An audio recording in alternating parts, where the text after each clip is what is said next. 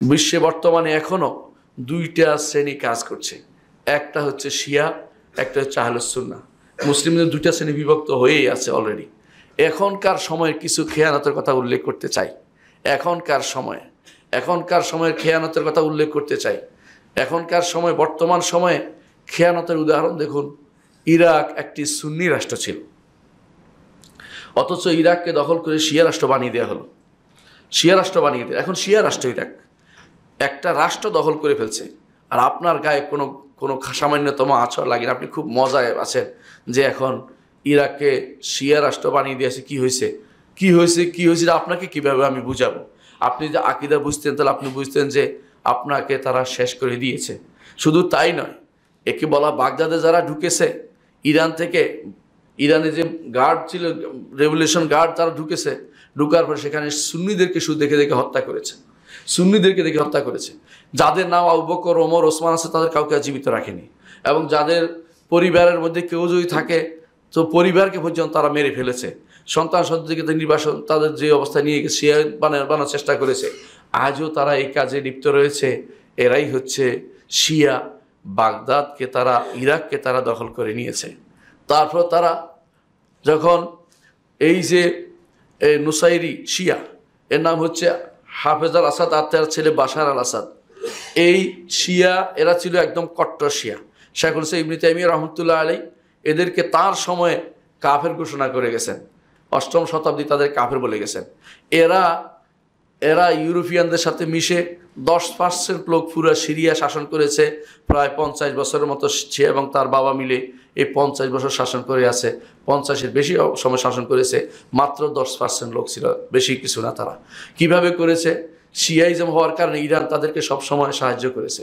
তাদের সাথে মতভেদ যতই থাকুক, একটা ব্যাপারে তারা একমত যে শিয়া হলে তার সাহায্য করতে হবে, এই জন্য তারা সাহায্য করেছে। এই কাসেম সোলাইমানি নামক নাফাক, এই লোক যখন ঢুকেছে ইরাকে, এই সিরিয়াতে, সেই লোক সিরিয়ার এমন কোনো এলাকা রাখেনি যে এলাকায় সুন্নিরা থাকে, সেখানকে কোনো বাকি রাখেনি, সব ধ্বংস করে দিয়েছে একেবারে পুরোপুরি। একেবারে এলাকার পর এলাকা ধ্বংস করে দিয়েছে, মেরে একদম শেষ করে দিয়েছে, কিছুই রাখেনি। মানে সে জানে যে এই এলাকায় সুন্নিরা বসবাস করে। হালাব ধ্বংস করেছে, এভাবে বিভিন্ন জায়গা ধ্বংস করে দিয়ে তারা সম্পূর্ণ শেষ করে দিয়েছে। আর তার মৃত্যুর পরে আমাদের দেশে কিছু মানুষ তার জন্য কান্নাকাটি করতে আমরা দেখেছি, অথচ সে সুন্নিদেরকে শেষ করে দিয়েছে। বর্তমানে খেয়ানতের আরেকটি রূপ হচ্ছে যে তারা ইয়েমেনকে শেষ করে দিয়েছে। ইয়েমেনের শান্তির দেশ ছিল, ইয়েমেনে কোনো সমস্যা ছিল না। তারা জারুদিয়া ফেরকাকে পুশিং করে তারা 12 ইমামিয়া ফেরকা বানাইছে। জারুদিয়া ছিল জায়দিয়ার একটা অংশ। জায়দিয়া ছিল কিছুটা কাছাকাছি আহলে সুন্নাত জামাতের, যদিও আকীদাগত কথা অনেক দূরে। কাছাকাছি মানে তারা অনেকটা মারামারি করতো না, হানাহানি করতো না, এরকম অবস্থায় ছিল। কিন্তু তারা তাদেরকে দীক্ষিত করে নিয়েছে, রাফিদি শিয়াতে বানিয়ে নিয়ে তখন শাসকের বিরুদ্ধে তাদেরকে লাগিয়ে দিয়েছে। আর ইয়েমেনকে পুরাটাকে যুদ্ধের জায়গা বানিয়ে ফেলেছে। কারণ তাদের দেশে তো হচ্ছে না, মারা গেলে সুন্নি মারা যাবে, সমস্যা কি? তারা সেটা করেছে। এইভাবে তারা বিভিন্ন দেশে যত রকমের ষড়যন্ত্র আছে সব করেছে। লেবাননের কথা চিন্তা করুন। লেবাননে তারা কি করেছে? আমি নিজে গিয়ে দেখেছি, ওই এলাকায় প্রবেশ করা যায় না। শিয়াদের এলাকায় প্রবেশ করা প্রায় নিষিদ্ধ হয়ে গেছে। তারা যেন তাদের এলাকা ভাগ করে ফেলেছে, একটা দেশকে এলাকা ভাগ করে ফেলেছে।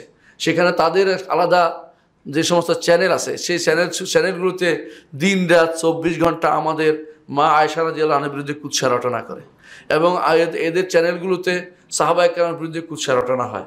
এদের চ্যানেলগুলোতে আহলে সুন্নাত জামাতের ইমামদের বিরুদ্ধে কুৎসা রটনা করা হয়। সেগুলি তারা চালিয়ে গেছে। এই হচ্ছে লেবাননকে তারা কিভাবে নষ্ট করেছে। তারপর তারা চেষ্টা করলো, তারা বাহরাইনকে ধরতে চেষ্টা করলো। তো তখন সৌদি সরকার দেখলো যে এত বড় সমস্যা, তখন তার সেনাবাহিনী পাঠিয়ে দিল বাহরাইনকে রক্ষার জন্য। এজন্য সেখানে তারা আর এগোতে পারে নাই।